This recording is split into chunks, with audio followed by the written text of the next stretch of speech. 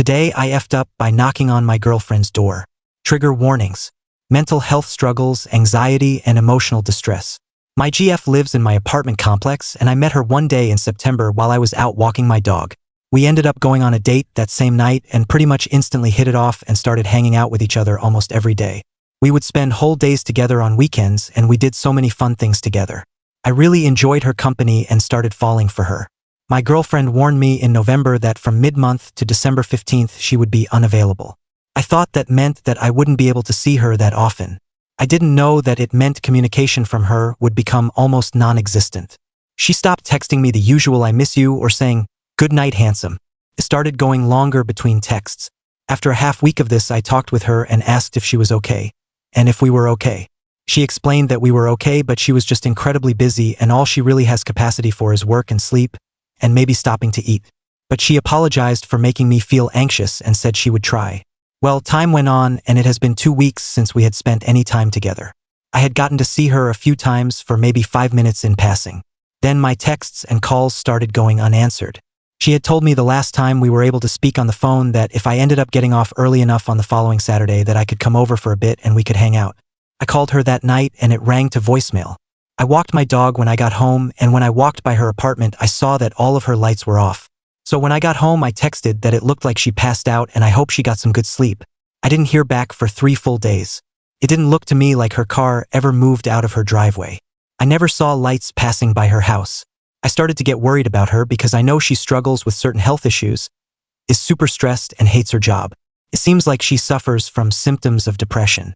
So I texted her just saying I wanted to check in on her, and it makes me feel worried when I don't hear back for this long from her. I still didn't hear anything that day. By the following day, I was extremely worried about her. I couldn't think about anything else. I reached out to her best friend and asked when the last time that she had heard from her was. She told me it was the prior week. I expressed my worry and said I wanted to give her space, but that I was getting worried and I was thinking about going to check on her. Her friend told me that 4 days is plenty of space and that I should go check on her. I went home on my lunch break and I walked over to her house. My anxiety was in my throat. It was still dark in her house from what I could see. Her blinds were all closed. I knocked on the front door. No answer. I rang the doorbell. No answer. I knocked again a bit harder. No answer. I rang the doorbell again. No answer. I knocked hard enough that I felt like she would be able to hear it from the bedroom. No answer. I had my phone out with her text message up and I started seeing the typing bubble. I am on a fucking client call, stop knocking. I immediately left. I sent a text message saying sorry, I was just really worried about her. I thought more and added a little later on that I realized I went overboard with the knocking and I was really sorry. It went another full day and I didn't hear back. I talked to my father, who said it doesn't seem like she is communicating, treating you very well. I told him I just wanted to talk to her and I had half a mind to go knock on her door now at night just to talk with her and let her know what is going on in my mind. But I was worried about looking crazy or ruining things further. He asked me how much would change from how things have been going. At least if I did this and I could talk with her, I would have an answer. So I wrote a text telling her I was going to stop by in 5 minutes to just chat for a bit, and that it was really important that we talked. I went over and rang her doorbell. No answer.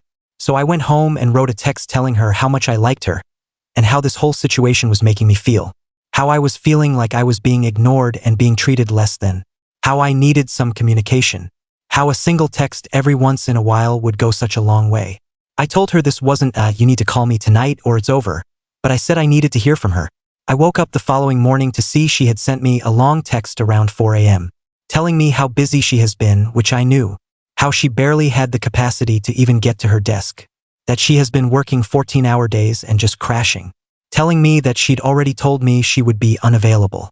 She said coming to her door while she was working and banging on it was incredibly uncalled for. She said her car had clearly been moved. She said that me doing that while I knew she would be unavailable, and she was at work, she works from home. During work hours is a hard line for her. I didn't know that being unavailable meant zero contact or being able to see her at all. But regardless, in one fell swoop I ended my relationship with someone I cared about deeply. All because I couldn't get a grip on my anxiety and be patient. Comments. She's not for you. Move along. I don't get this shit. I don't care how busy someone is. If they can't take 30 seconds to be like, I'm sorry I'm swamped. Talk later. Then you're nowhere on their list of priorities. Comment. No man, you didn't lose anything. She ghosted you. She left you and didn't want to make it official. Unavailable does not mean disappearing into the void. It means I won't have time for dinner or hanging out. Update. I mentioned at the end of my OP that she had sent me a long text the following morning telling me how much I had fucked up and crossed a hard line. I did respond to that text with an apology, saying that I did let my anxiety control me and that I wanted to work on things, that I was going into therapy to work on my own issues. She didn't explicitly say that we were over, so I asked her for clarification on where we stood, if she was done. I said outside of that, I would not contact her until I heard back from her. As of today, it has been 12 days. She has not responded to me at all. The last 12 days have been horrible for my mental well-being. I decided yesterday to just move on and give myself my own closure. I realized a lot of important things through this experience. I realized that I didn't do anything wrong. Unavailable does not mean you disappear and drop off the earth for days at a time, ignoring the outside world. I did nothing wrong by going to check on her. I did what I did out of love, caring, and worry. I did what I would hope a partner would do for me. No one is too busy to text a single time in 4 days. I realized that I need to take care of myself and assert my own boundaries. I learned some important needs and expectations I have of relationships. I learned about my own codependent and anxious tendencies that I need to work on. I realized there were a lot of red flags about this woman that I was ignoring. In the past 12 days, I have taken up meditation, journaling, and daily practice of gratitude. I have gotten into therapy and back into the gym. I have talked with her best friend again, who hasn't heard from her in about as long as I have. The silence isn't personal to just me, which did make me feel a little better at one point. However, now I am still upset. I am mad at the way I have been treated throughout this whole process.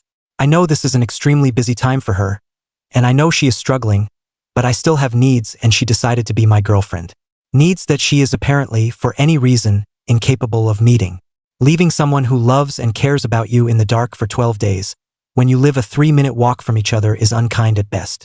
I still don't know what is going on in her head, and I don't know if I ever will. I would still be open to talking with her and hearing her out. I am extremely unlikely to take her back though. I deserve better. I think my biggest realization is that I can give myself closure. I can detach and take care of myself and still love her and others around me. I wish I could snap my fingers and be over her, but I know it is going to take a little bit.